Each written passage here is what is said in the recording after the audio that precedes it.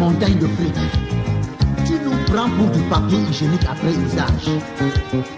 Tu es allé jusqu'à oublier que la mort est une agence de voyage où on ne délivre que des billets à l'essai.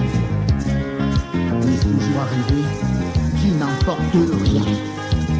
Tu n'emportes rien. Bana bajitunga za Kongo lelu tuzinenu kumesa kwetu ni Liliane Yagola ni mwanetu mukwabu wabaluma uji presente yenka yenda banuma na jina jenda jivina ngani kukai mwanga ta mulonga kwehi balu mulo lelu bakutwambila ni mujimuka mubangisha à travers papa wetu tutupesha ko wachana na wao fele bwa bantu ba comprendre jina jenda jitu José Merlino tutupesha ko bwa mutangila émission utu nulonda toi majina jabenda bwa tulongolola par rapport à malonso ajitunga toi pita papa wetu toi weto yakola bishuwe to nzambe jezalisa anwe wa mwena jina mwamba bwa bantu bakuva jina janye batu bambikila Lori Chamala omutela jina janye menga njojaki bangambila ni jumilonga kwa Merlino Mosoba teti tujibalongi ba centre wa José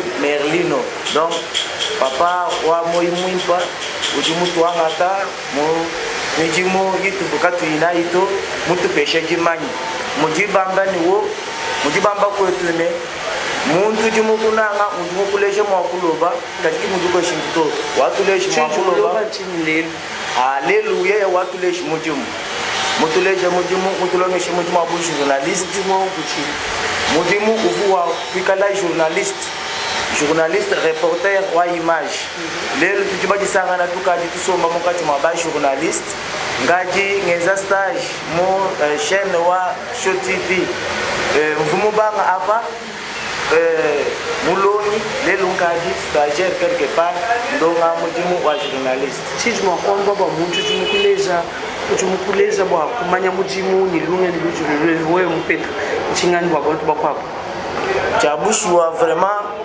chakumpala njinano ni jisanga yabuni zambi aji kubenesha José Merlin bwa menshima kana jinzambi mumupeshi bwa bwa senzambi tu benesha menshimim muji muntu wa menshimim pamweze bwa selelu tumana kumpala kwa bantu bakwambila bantu bulelela zambi aji kumubenesha ngama zambi amubangishila amatu kwa bonya aji kwa buloba kichindu ngamba ni tutu hapa ni Liliane Yagola unelulonda bwa kumona bantu bonso badibapita apa katona ni tribalisme to wa kwamba ni tujibasa ba Kongo tujibasa ba Yaka tujibasa ba Swahili lendo bonso tumwana mema tunemu ntungakula mu français tungakula mu lingala lelo vuni invité wani mulonga kuti kolabo wani Merlino anshi mulunda wani wa mujimu jina jituji José Merlino lelu umowa etudia wenda nyeyeu kamupeta mujimu kujueza stage wetu bwa kumona chilengela mujimu mwangata matukuni matuku kuji José Merlino tuti tulongana bakwa buni tuangata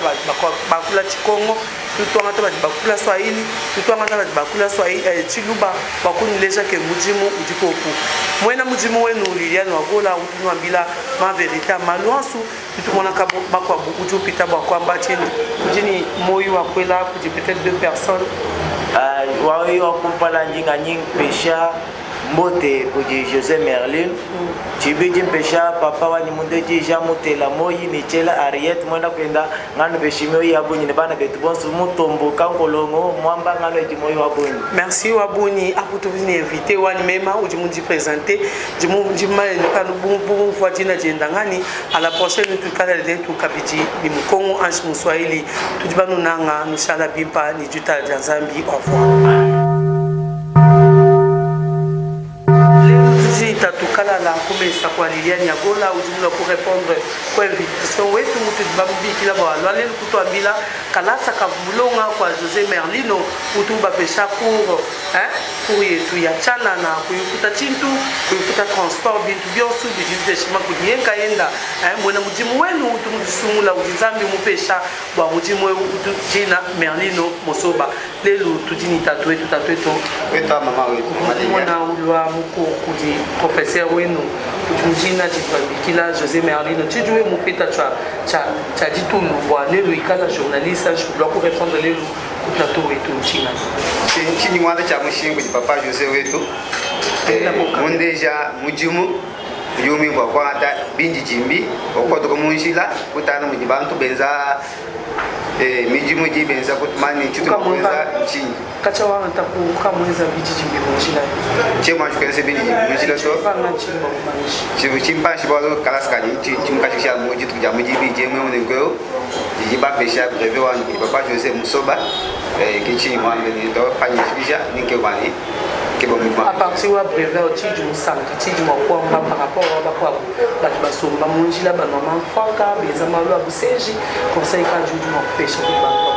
Si ni péché bana avec baba, le baba kashi conseil chani, tout le monde béo, papa weto, moi na muji monena, moi ma gote les muji ni jinanga, ni lutul, uju akiji la bantu bons. Na shwe utu na fanka utu no mala mais papa we tu juko boy ko akiji bantu bons ba ko ngi muji mo cha chibi jumo ji papa me ni chibi en tout cas ko papa we tu José en tout cas chem na cha chibi na chibi moto o yin gisanga muka mo lebe be yanze bien so papa akiji le montu yons ou comme bangisha muji mo stage quelque part ba muji mo kala so ka bangisha ko papa me ni chem mo bangisha muji mo to chini wani kebia muji mo zambi kuji chakuba shimujimu umutu papa José mama bana bani yayi munjila ba pos ni galba banu pende no di bene mu fo no di balenga manga mais tuka bobo la mu chini cha papa José no ka mutu pesha no bukole gwenda baba na kwa ka mutu pesha yutu mutu peshi be ba ja ina kwa tu ba sante no papa ka mutu peshi mu fo mo wa na kwa tuvuni papa kala kumesa wetu bwa twambila chiviye mulonga kuti José Merlino chiviye mupeta cha chitulu bwa mujimuji mwa kwekala kweza kabaka kwa bu anshi kwa kula kwa matabiji jimba mwinjila bwa malwa japita bwa masama japita muchitunga jetu cha Kongo una kwa tutu amba merci mushala ibimpa tutunleja kabiji biji jimba biji kala la ula kamata bwa numona kala saka mulonga tinchi jimupeta ni kichini kajikumala to bwa nen pas d'une tangila noza koku attention il remarque boatu longolola mukala saketu katu tout parenta kudi José Merlino Musoba nushala ni lutul do Zambi kashidi di chendila bye bye. Liliane Yagola sur notre tableau de presse, notre table de stage. C'est quoi? Aujourd'hui, je suis avec mon invité, l'étudiant de José Merlino Musoba, qui va nous répondre qu'est-ce qu'il a eu pendant 2 semaines du cours par rapport à beaucoup de cours, par rapport à beaucoup de trucs qu'elle a vu ou elle a entendu. Il est là, il va se présenter. Comment il s'appelle? Bonjour messieurs. Bonjour. On vous appelle comment? Moi c'est Théo et Mbappé. On vous a vu chez José Musoba pendant 1 semaine de cours et vous avez eu votre brevet de cours. Qu'est-ce que vous avez pris par rapport à ça? En cours, nous avons étudié l'audiovisuel. Donc nous sommes capables de pouvoir traiter l'image, être journaliste. Qu'est-ce qui signifie l'audiovisuel? L'audiovisuel c'est l'audio, en 2 parties, l'audio et le visuel. L'audio c'est le son, c'est causé par le son. On est capable de pouvoir traiter le son. Et côté visuel, on est capable de pouvoir filmer, reporter carrément. Est-ce que vous êtes déjà sorti par rapport à votre cours, faire de stage, poser de quelques questions à les gens baladeurs de micro? Du moins, jusque-là pas encore, mais nous sommes capables du moins à parler aux gens, à sortir à parler aux gens. Mais il arrive des fois que je parle à certaines personnes que je connais encore en cas de formation. Et là, vous n'avez jamais amené de prêt pour nous faire voir que vous marchez déjà à poser des questions? Si, bon, avec les collègues, notamment, on a eu à parler de ça. Je suis capable de leur parler. Quel est ce conseil que vous pouvez donner à Merlino Musoba par rapport aux autres gens? En tout cas, il y a déjà un grand merci. Parce que déjà, en partant de rien, je suis capable de faire certaines choses. Je suis notamment journaliste, reporter d'images. Et je veux lui féliciter, lui remercier, continuer toujours à faire ce qu'il est en train de faire parce que nous, c'est la 9e promotion. Donc forcément, après nous, il y aura d'autres personnes. Avant nous, il y a eu, et certaines sont des grandes personnes. Qu'est-ce qui t'a tiqué avec José Musoba? Déjà, son humilité, quelqu'un de calme, humble, il sait reconnaître ses limites. Et moi, ça m'a plu dans ça et ça m'encourage toujours à continuer à apprendre et à reconnaître mes limites. Merci beaucoup. Là, c'était avec l'un des étudiants de Merlino Musoba. Je crois que vous allez suivre tout celui qui est étudiant de Merlino Musoba. Il va toujours passer au plateau pour vous faire voir qu'est-ce qu'il a appris et qu'est-ce qu'il est aujourd'hui par rapport à la finalité de cours. On vous dit au revoir et merci.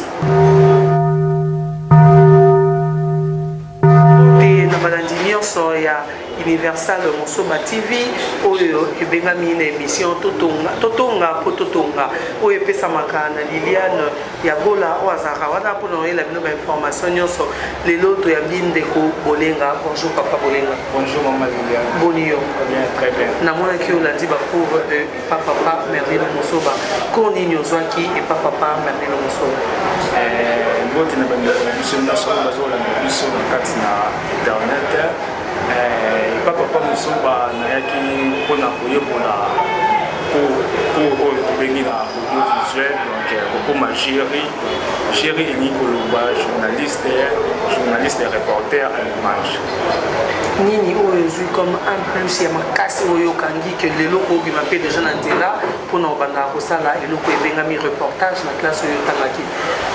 Eloko oyo makasi oyo nga nakangi eza bateknike na koyeba ndenge nini ya kokita sur le lieu mpona korecolte information mpe mpona komema yango mpona koyeba ndenge ya kotraite mpo kodiffusa mpona grand public. Obandi déjà stage quelque part? Oui, stage na biso tozosala grâce bien sikoyo ya papa Mosoba soki apesi bino formation stage mpe stage bobanda kosala yango kaka na chaîne na ye Universal Mosoba TV. eloko nini ya mabe omonaki oyo esaki opase epa na ye?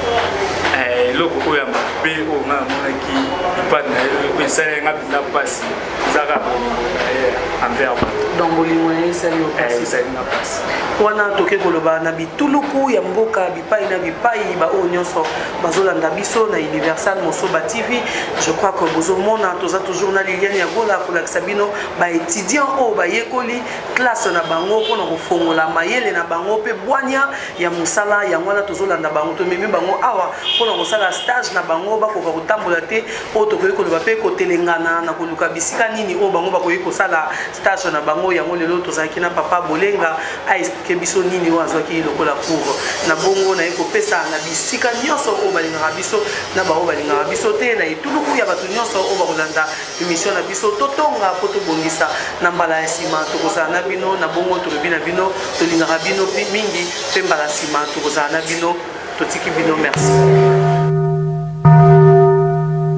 Notre frère Patrick, toujours avec les étudiants de Universal Mosoba TV qui suit le cours chez leur professeur, autrement appelé Collabo, Babi Merlino Mosoba. On est aujourd'hui avec Patrick. Bonjour Patrick. Bonjour. On vous a vu pendant 2 semaines prendre le cours chez Mosoba, José Merlino. Quelle est cette considération ou quelle impression que vous avez pris à travers le cours? Premièrement, la considération que j'ai à travers cette cours de l'audiovisuel, ça m'a beaucoup appris à faire comme reportage, savoir aussi filmer et puis prendre des informations, diffuser aussi. Internet qui suit Liliane Yagola, toujours devant votre chaîne Universal Mosoba TV qui présente l'émission Totonga Pototo, Totonga Pototonga. Donc aujourd'hui je reçois l'un des serviteurs de Universal Mosoba TV, Gianni Mukendi. Bonjour. Bonjour. On vous a vu pendant 2 semaines avec votre privé, en sautant, en mangeant, en vivant de la cet honneur du cours que vous avez pris chez votre professeur qui reprend le nom de Merlino Mosoba TV. Qu'est-ce que vous pouvez en parler par rapport à ça? En tout cas, vraiment, je dis beaucoup merci à notre créateur, celui qui a fait qu'un jour nous nous voyons avec un homme plein de bonté, avec un homme charitable, comme on dit, prêt à aider les autres, à former. Vraiment, le brevet que je détiens aujourd'hui m'inspire et me donne l'envie et l'envol, me donne le coup de pouce d'aller de l'avant et puis de porter haut l'étendard du nom de mon formateur qui est José Merlino Mosoba. Est-ce que vous travaillez déjà quelque part ou je sais pas? Oui, je suis déjà retenu chez Universal Mosoba TV. Je fais les cadrages, je réalise, des fois je fais des interviews, les micro-balades. Quelque chose qui vous a tiqué par rapport à lui? Ce qui m'a tiqué de plus chez lui, je me posais tant de questions à savoir qu'est-ce qui lui motive à donner, moi je dis la richesse qu'il a, les donner bénévolement, c'est un peu ça, sa façon de nous traiter, parce que nous, notre promotion, on avait des bandits, hein, parce que nous, on s'est chamaillé à tout moment, mais il nous jugeait à un bon père de famille, et il nous conscientisait, s'il faut gueuler, il nous gueulait, mais tout en nous amenant dans un droit chemin. Là, c'était avec Gianni Moukedi qui a répondu à notre micro de Universal Moussoba TV, en direct avec Liliane Yagola sur la table de débat. Je crois que vous comprenez pourquoi les étudiants viennent toujours chez notre professeur, autrement appelé notre collabo Merlino Moussoba. On vous dit merci, au revoir. On continue toujours avec moi, Namsa Nabino, Liliane Yagola. Aujourd'hui, on a Madame Ojo sur notre plateau de débat. Bonjour Madame. Bonjour. On a vu 2 semaines de cours gratuites chez Merlino Moussoba.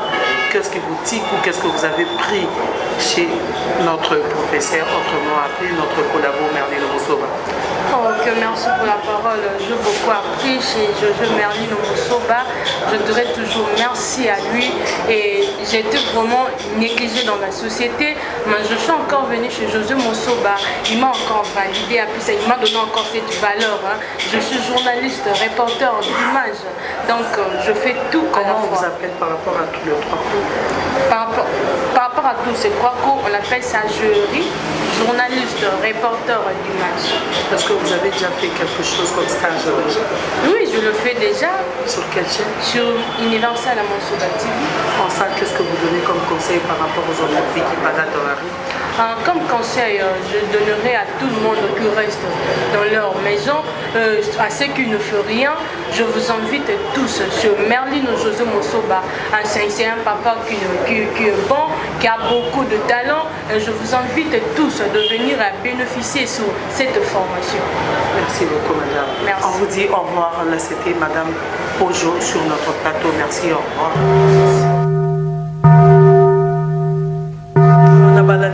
Il y a Universal Moussoba TV, Lelo Tozana Yemoko, autrement appelé patron, autrement dit mon collabo Merlino Moussoba, professeur Yaba Onyo surtout au Bino Bomoni, Lelo Toyambi Yemoko na plateau avec Sabino, les kanisi nini et Tindaki à Salakour, to Aluka, après sa cour au Félé, pour tout le monde à Bamousoba Sengambon, Yabatamina Sima, Yailoroni. Là déjà on va dire à notre invité, bonjour Papa Moussoba.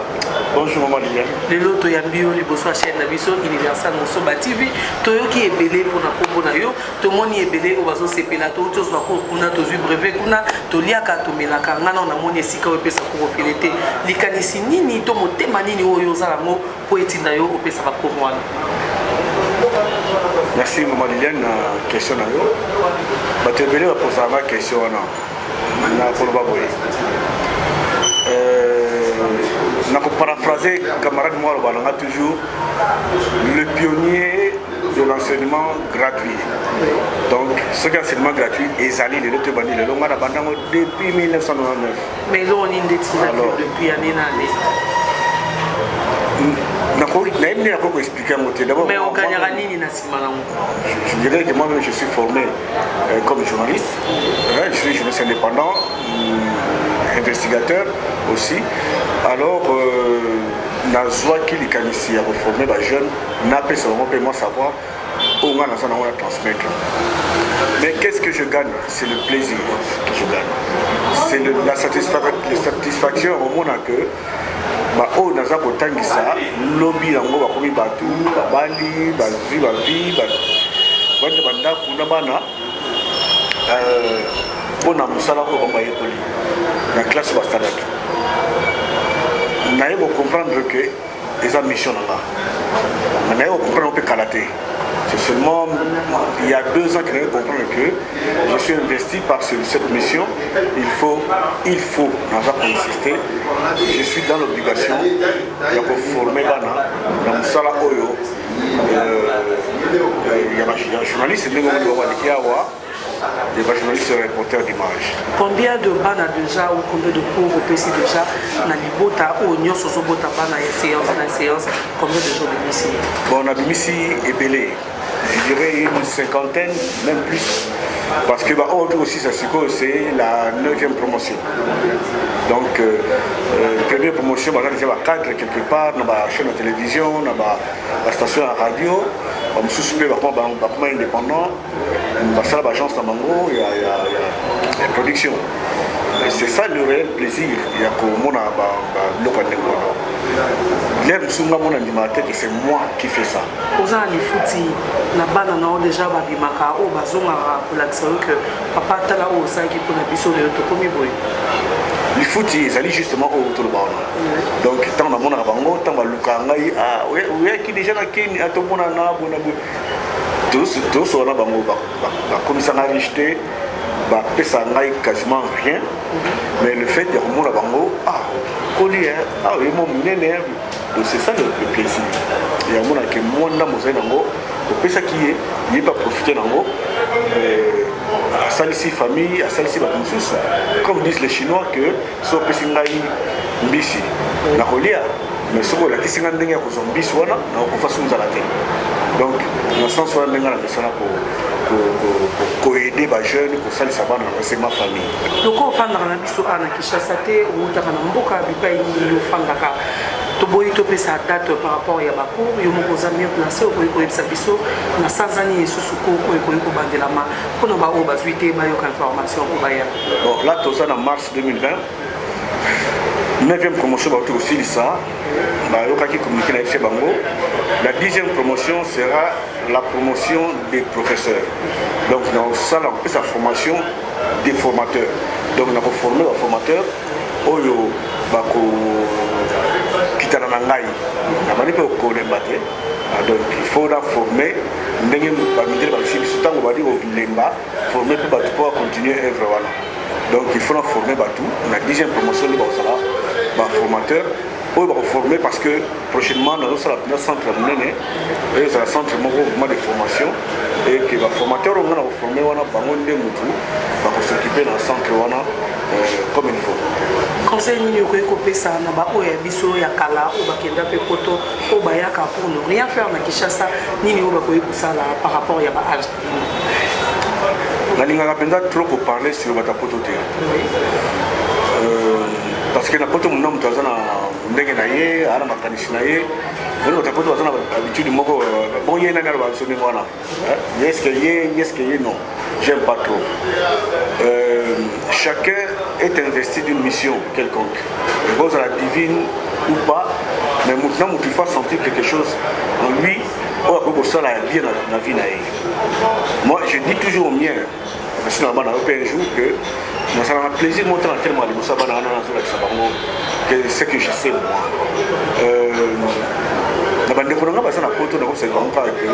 Ce pays nous appartient. Le Congo démocratique, c'est notre pays. Comme le fils qui a tapé ça là, place nous c'est glace. C'est déjà bon. Le fils qui a besoin de 4-3 personnes, au milieu de bon, écoute, na suri banguba, autant de banguba oyo. Au éviter service nini aux oranges de bateau. Vous comprenez? Donc, tout le cas de l'eau les minéralités. Donc on a la bande qui coupe sa cour, la bande qui est dans la courte, la bande pour ça dans une maison de production, il y a ça dans la Ebi, et par là la Bible. Pourquoi pas on peut former bana pour nous ça dans la maison. Tant que vidéo est yaki, on a formé qui bana première promotion et juste là ça continue.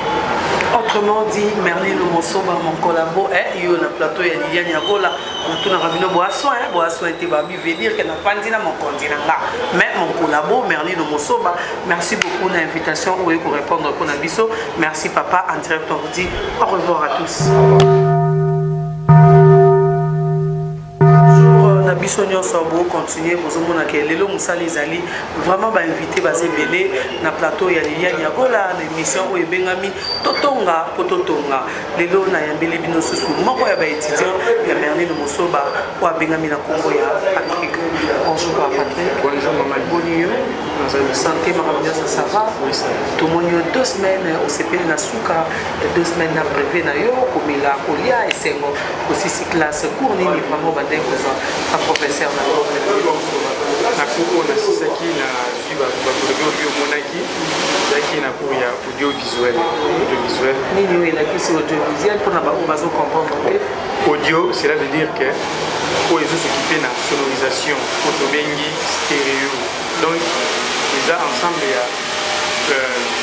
ya left na white donc plus net yango epesi biso stéréoisation mais cours normal okobandeki kozwa ebengami na kokoni cours normal tozwa kozwa eza cours ya audiovisuel donc lelo okozala journaliste okozala caméraman okozala réalisateur oui batravaille mpe biso na kuko tozwi ya audiovisuel procès na biso Merlino Musoba atravaille biso mpe comme bagéri oyo elingi olobaki journaliste et reporter d'image donc naza mpe capable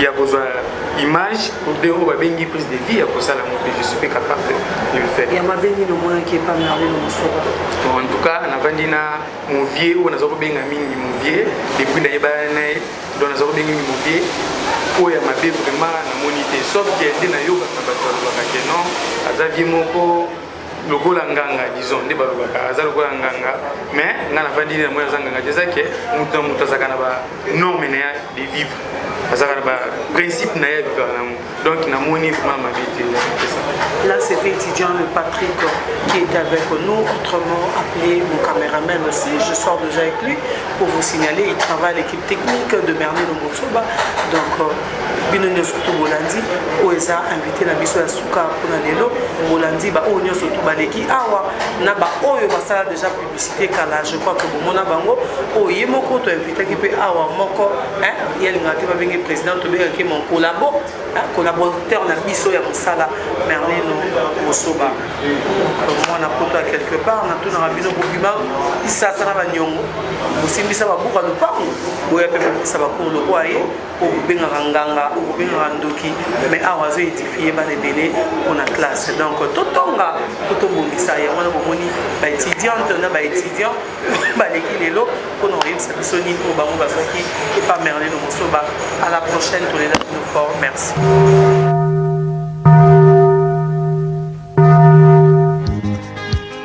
à cause de ta montagne de fric tu nous prends pour du papier hygiénique après usage. Tu es allé jusqu'à oublier que la mort est une agence de voyage où on ne délivre que des billets à l'essai. Est toujours arrivé, tu n'emportes rien. Tu n'emportes rien.